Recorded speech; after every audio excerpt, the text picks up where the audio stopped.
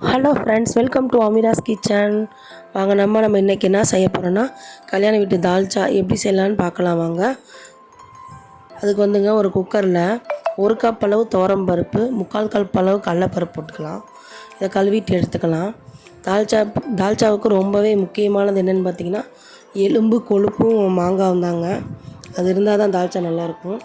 எலும்பு கொழுப்போடு எடுத்து ஒரு 100 கிராம் அளவு இருக்குங்க. கழுவிட்டு இந்த பருப்போடையே போட்டுக்கலாம். இப்போ தண்ணி ஊற்றிடலாம். மஞ்சத்தூள் ஒரு 1/2 ஸ்பூன் போட்டுக்கலாம்.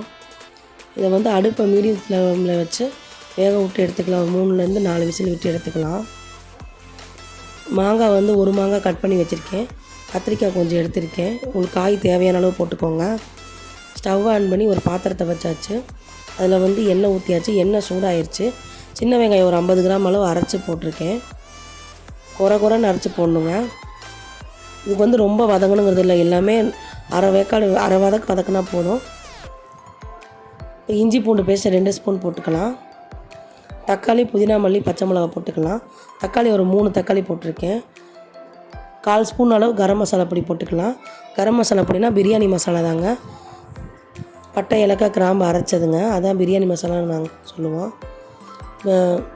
மிளகாத்தூள் 1 ஸ்பூன் போட்டு வதக்கிட்டு தண்ணி ஊற்றிடலாங்க. தண்ணி கொதிச்சோடனே தான் காய் போடணும். இப்போ கொதிச்சிருச்சு. கத்திரிக்காய் போட்டுக்கலாம். கத்திரிக்காய் ஒரு 1/2 வேக்காடு வேகட்டும். இப்போ பருப்பு எடுத்து ஊற்றிடலாம். புளியை ஊற போட்டுக்கலாம் கழுவிட்டு. புளி வந்து கொஞ்சமாக போட்டால் போதும். ஒரு 1/2 நெல்லிக்காய் சைஸ் அளவு போதும். பருப்பு நல்லா வெந்துருச்சு. இப்போ வந்து இந்த காயோடு தூக்கி ஊற்றிடலாம் பருப்பை. பருப்பு ஊற்றினோடனே நல்லா வந்து கொதித்து சுண்டி வரணும். காய் எல்லாம் நல்லா வெந்துருச்சு. இப்போ வந்து மாங்காயும் புளியும் ஊற்றி 2 கொதி கொதிச்சோடனே அடுப்பு ஆஃப் பண்ணிடலாம்.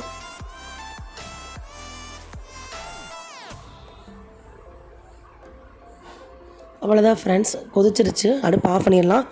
தால்ச்சா ரெடி. இந்த வீடியோ பிடிச்சிருந்தா லைக் பண்ணுங்கள்.